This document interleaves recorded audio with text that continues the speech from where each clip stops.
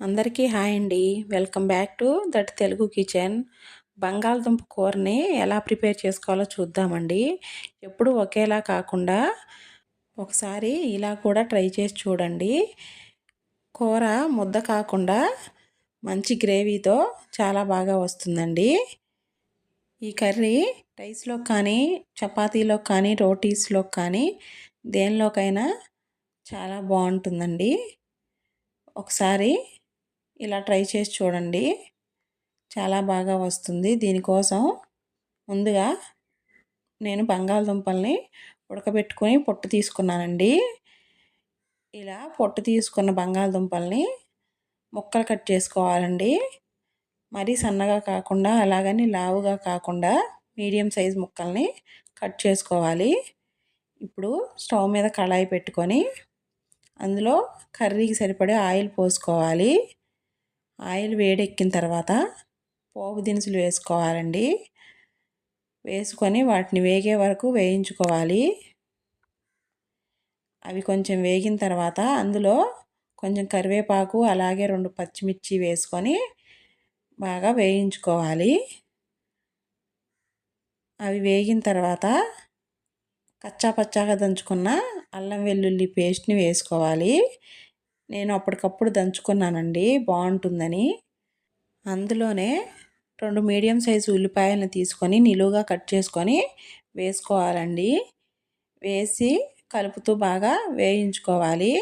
వేగుతున్న ఉల్లిపాయల్లో రుచికి సరిపడినంత ఉప్పు వేసుకోవాలి. వేసుకొని మనకి ఉల్లిపాయలు 70% వరకు వేగాలండి. అప్పటి వరకు మంటను మీడియం ఫ్లేమ్లో పెట్టుకొని వేయించుకోవాలి. అందులోనే కొంచెం అంత పసుపు కూడా వేసి వేయించుకోవాలి. అలాగే రుచికి సరిపడినంత కారం వేసుకోవాలి. అలాగే కొంచెం జీలకర్ర పొడిని వేసుకోవాలి. కొంచెం ధనియాల పొడిని అలాగే గరం మసాలా వేసుకొని ఒకసారి మొత్తం కలిసేలాగా వేయించుకోవాలి. ఇలా 1 నిమిషం పాటు వేయించుకున్నాక అందులో మనం ఉడకబెట్టి ముక్కలు కట్ చేసుకున్న బంగాళదుంప ముక్కల్ని వేసుకోవాలండి. వేసుకొని మొత్తం కలిసేలాగా ఒకసారి బాగా కలుపుకోవాలి. కలిపి మంటను మీడియం ఫ్లేమ్లో పెట్టుకొని ఒక 4-5 నిమిషాల పాటు మధ్య మధ్యలో కలుపుతూ వేయించుకోవాలి. ఇలా కలపకుండా కళాయిని పట్టుకొని కర్రీ ఎగరేయొచ్చండి. అప్పుడైతే అసలు ముక్క పాడవదు. కాకపోతే నేను గెంటెతో కలిపాను. మీరు అలా అయినా ట్రై చేయండి. ఇలా కలుపుతూ వేయించుకుంటే ఉప్పు కారాలన్నీ కూరకు పడతాయండి.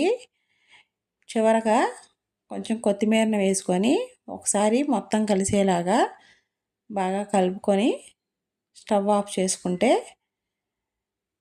ఎంతో టేస్టీ అండ్ ఈజీ అయిన బంగాళదుంప కర్రీ రెడీ అయినట్లేనండి. మీరు ఇలా ఎప్పుడు ట్రై చేయకపోతే ఒకసారి ట్రై చేసి చూడండి, చాలా బాగుంటుంది. నా ఛానల్ని ఫస్ట్ టైం చూస్తున్నట్లయితే సబ్స్క్రైబ్ చేసుకోండి. అలాగే ఒక లైక్ చేయండి, షేర్ చేయండి.